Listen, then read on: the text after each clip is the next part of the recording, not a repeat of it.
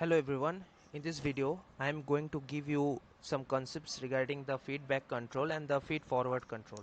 So these two terms are such important terms. Suppose you are working on a industrial automation system or some industries in which there are big boilers and you have to control the system with the boilers.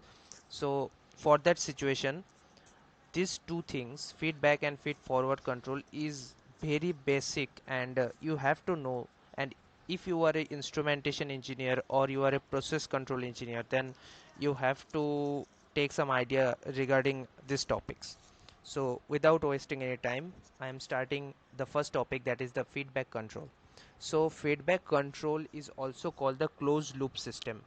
Okay, so suppose we are giving certain input to a system, and in the system the amplification of the input is done. Then the signal goes to the controller, in which the process is controlled according to requirement and what set point or what conditions we have given to the controller. Then suppose take the controller as the PLC. Okay, so after these controlling conditions, the process is moved further to the process, that is the whole process which we want to control, and then we are getting the output. And before the output, one feedback is generated which is going to the input itself to give an effect to the conditions. And we can say that due to this feedback we can limit the input, or based on the feedback we are giving the input. So such a condition and such a control system is called the feedback control system. The control system in which input is dependent on output is called the feedback control system. Okay, so this is the theoretical definition. Let's know about the main concept regarding that. So suppose we are having one boiler in which we are heating certain fluids, or suppose water, and steam is generated which is used in the further process in the industry. Basically, you know what is boiler. So boiler is such a vessel or such a thing in which certain fluids are converted into steam, okay, by heating process. So suppose this is a boiler and we are giving certain fluids, that is water, with the help of the control valve. So control valve, I think you all know what is control valve. If you don't know, you can check out my previous videos also. So control valve is a opening or a closing system through which we can stop and let the water to go for the further process. This is a valve actually, and this is what it does. This is just lets the water to enter inside the boiler. Okay, so suppose this is a boiler and we have to maintain in this boiler, the stream is producing and we have to maintain the level of the fluid up to 10 meters. Suppose this is 10 meter. Okay, so for that system, for this controlling of the system, we have to take one level transmitter which will detect the level of the fluid, and then it will give the transmitted signal to the level controller. So level controller, suppose what I have said, take controller as the PLC or any other system, that is a controlling system. Okay, so this controller, in this controller we have to give certain limits or certain conditions or certain set points, so that it can control the opening and closing of the control valve.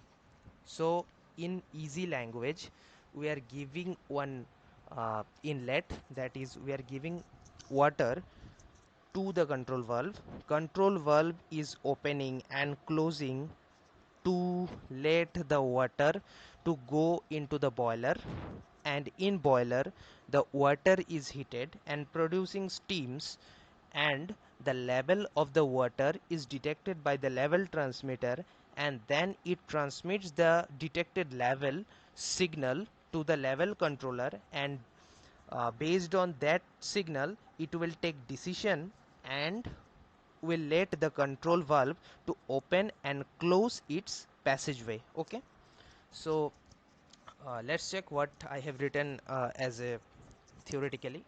Okay, so we have a boiler in which heating of fluid is done, then steam is producing inside the boiler.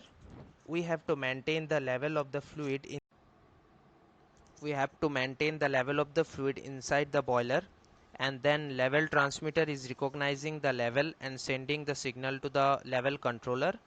And in level controller we have given a certain condition and certain set points. Suppose the fluid will be 40% filled inside the boiler, so it will match with the LT, and then it will give command to the control valve, and the control valve will take the decision from the LC that I have to uh, enter the water on the boiler or not. Okay, so this is the whole strategy, or the whole basic control strategy of the feedback control system. That is, we are controlling only one parameter, and based on that parameter we are just controlling the whole system. What happens in feedback control, we are just controlling the boiler on respect of the level of the fluid. Okay, but in feed forward control we are controlling the whole boiler based on the two parameters. Let's see the feed forward control.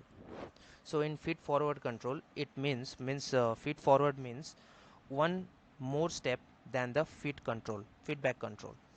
So suppose this was the previous boiler, and we are controlling the system in respect of its level. So we are giving another condition to the steam. uh, in some cases that happens if we are controlling the system based on only one parameter, that is the level of the fluid, then our steam demand may not be fulfilled, that the required amount of steam will not be generated. Okay, but we are controlling the system on respect of its level. So for fulfilling the steam demand also, we have to also detect the steam capacity and the steam demand. Okay, that this proportion of steam we have to generate. Okay, so for that we have also introduced one flow transmitter with the steam, and then the same process begins. What we have seen in the level controlling, that the level transmitter is just detecting the level of the fluid inside the boiler, and then it is giving the signal to the LC, that is the level controller, and then it is going to the control valve and making decisions. The same strategy is used in the second parameter, that is the flow controlling also. This is level controlling and this is flow controlling. So in flow controlling, the flow transmitter is just detecting the flow of the steam, and then it is transmitting the signal to the flow controller. Flow controller is making the decision that we have introduced certain set points or certain conditions to the flow controller, that this must be the flow of the steam. Okay, so based on that flow it is just going to the control valve and controlling the whole system. Okay, so there is a summing point where the two signals from LC and FC, okay, one signal from LC and the another signal from FC is adding and creating another condition and going to the control valve to make its decision. So this is the control strategy in the feed forward control. In the feedback control, we are controlling the system on respect of only one parameter, that is the level of the fluid, and in feed forward control we are controlling the system on basis of its level as well as the flow rate also. So this is the basic regarding the feedback control and feed forward control. I hope your all doubts are clear. And the last thing which I want to add, that in every process control we have to focus on three main parameters, that we have to control the flow rate of the feed water, then flow rate of the steam, and then another one is the liquid level. Okay, so these three elements we have to uh, take in mind while controlling these boiler type of systems. So goodbye, take care, and